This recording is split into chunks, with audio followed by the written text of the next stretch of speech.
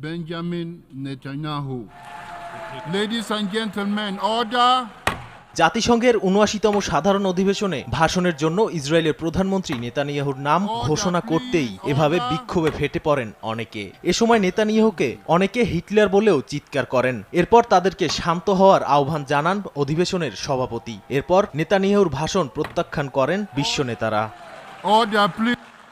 Lebanon ও গাজায় যুদ্ধ বন্ধে বিশ্ব নেতাদের আহ্বানকে উপেক্ষা করে বর্বর হামলা চালিয়ে যাচ্ছে ইসরায়েল। এর মধ্যেই নিজের ঢোল পেটালেন নেতানিয়াহু। মধ্যপ্রাচ্যে শান্তির ডাক দিলেও তার বক্তব্যে ছিল না লেবাননের যুদ্ধবিরতি নিয়ে কোনো কথা। উল্টো তেহরানকে হুমকি দিয়ে বলেন ইরানের যে কোনো স্থানে হামলা করতে সক্ষম ইসরায়েল।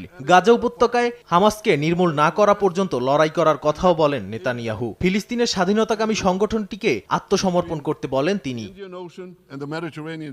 ভাষণের এক পর্যায়ে মধ্যপ্রাচ্যের দুটো মানচিত্র দেখিয়ে নেতানিয়াহু বলেন ইসরায়েল চায়